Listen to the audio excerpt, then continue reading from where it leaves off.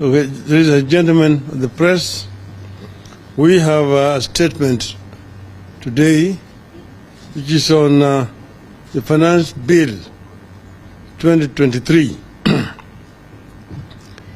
Last week, Azimio la Umoja One Kenya coalition raised concerns about the Finance Bill 2023, which was published on Friday, 28th of April, and tabled in Parliament on the 4th of May, 2023. We said the bill prepared by the Kenya Kwanza regime is a punishment that Kenyans cannot and should not entertain. The bill proposes amendments to various tax statutes, including the Income Tax Act, Value-Added Tax, Tax Procedures Act, and the Miscellaneous Fees and Levies Act, among other laws.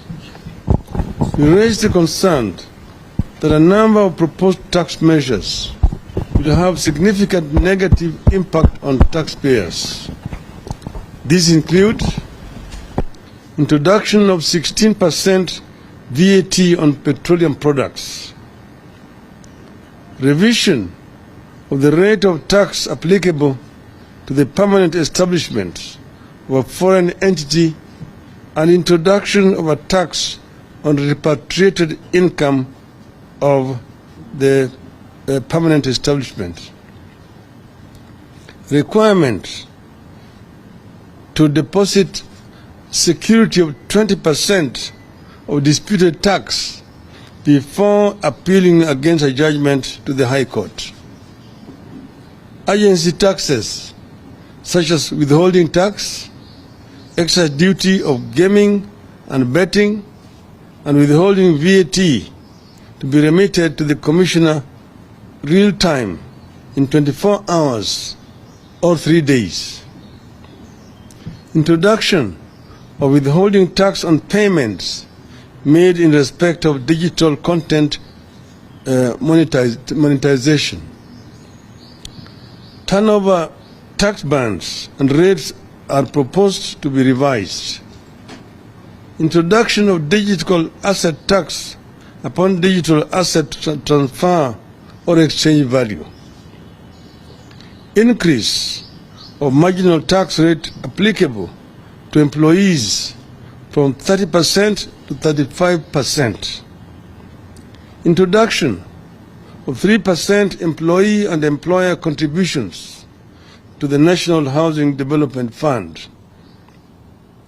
At the time of our statement last week, we took some comfort in the fact that the bill was being subjected to public participation, and there was a possibility that the reservations of Kenyans will be taken into consideration. Since then, however, the Kenya Kwanza hubris has kicked in. The top leadership of the Kenya Kwanza regime in Parliament and the executive have pronounced themselves on this matter. They have said that the finance bill will pass as it is. They have said not even a comma shall be removed. On Sunday, Honorable William Ruto said the 3% housing levy to be deducted from the basic salaries is mandatory patriotism. National Treasury Secretary Njuguna Ndung'u has said Kenya Kwanza is hiking taxes to catch up with the neighbors. Kenya Kwanza's leadership in Parliament has also declared that they will have their way because a government never loses. It is clear the so-called public participation is being invited is a mere charade and a gimmick to give Kenyans false hope before they are hit with a tsunami of taxes beginning July. As Ruto was speaking on Sunday, the Energy and Petroleum Regulatory Authority had just raised the retail fuel prices by Kenya shilling 3.4 for the super petrol, shilling 6.4 for diesel, and 15.19 for kerosene. The Kenya shilling itself also continued with this free fall against other major currencies. The rise in the price of fuel and the continuing fall of the shilling means the cost of everything goes up again. Kenyans will recall that early on we had warned that despite all state propaganda trying to ease the supply shortage of maize and lower its costs through duty-free imports would not work and that prices would not come down. To ensure the subsidy is passed on to consumers, the government would have to agree with the traders on a formula on various margins and costs. Such negotiations have failed as was expected. Further, if importation is to lower the market price of maize, the volume of imported maize would have to be massive. Reports indicate that not many importers took the offer. The net effect is that the price of unga has not come down. Instead, they are set to rise again. Because Kenya Kwanza essentially sees Kenyans as its beast of burden, even this darkening scenario has not been able to persuade the regime to seek middle ground on the finance bill. We restate that for Azimio, this bill remains a big no and no. There is unanimity over its rejection. It is our position that this bill does not qualify as a just tax system. Yes, the country is ripe for tax reform, but this is not one of them.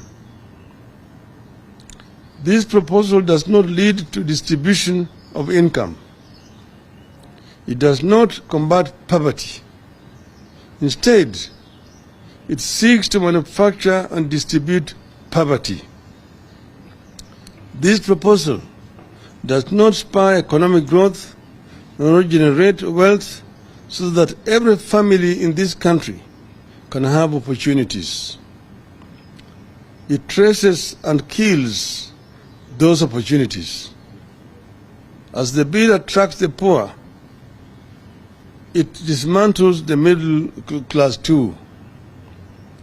The Finance Bill 2023 unfairly punishes a diminishing middle class that is already suffering severe blows and can least afford to pay more taxes. The most tangible result of this bill will be the incorporation of more Kenyans into the ranks of the poor. Consequently, we state as follows. 1. We continue to demand a major surgery of the finance bill in the interest of the suffering people of Kenya. 2. Instead of merely levying more taxes on Kenyans, Kenya Kwanza must address the economy's many structural shortcomings.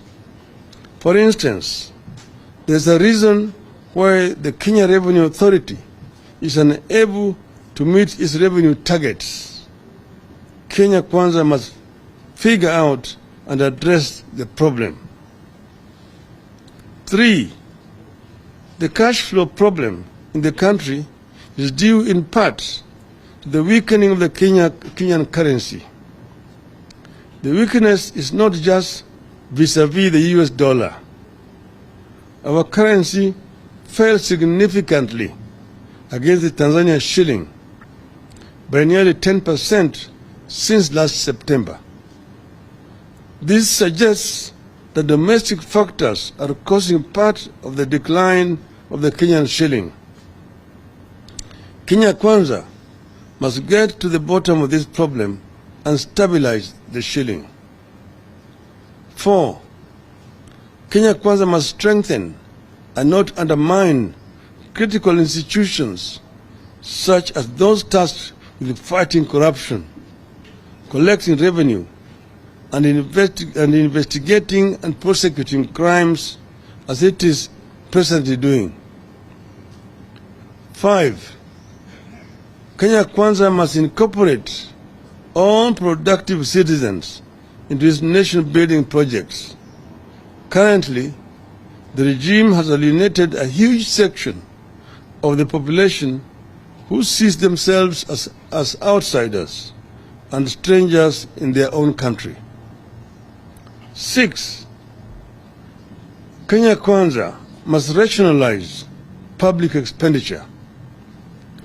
It must live within its means instead of spending money it does not have on programs and projects in the country does not need. 7. Kenya Kwanza must address the public concern that even as taxes rise on everything and for everyone, there is no clear plan to spend new tax revenues on welfare programs for the poor. Instead, those taxes will only stoke inflation and hurt the purchasing power of the poor families. 8. We appeal to all Kenyans to participate actively in the process of validation and express themselves loudly and clearly that they cannot take any more burden. We equally encourage our people to lobby our elected leaders to stand with the people on this matter. Punda imechoka. 9. Finally, we make it clear that if this bill is railroaded through Parliament, Kenya Kwanza must prepare that we will have no option but to mobilize citizens around the country to fight for themselves. We will have no option but to mobilize all the social sectors and take all the necessary political actions to stop this blow and burden. Punda imechoka. Thank you.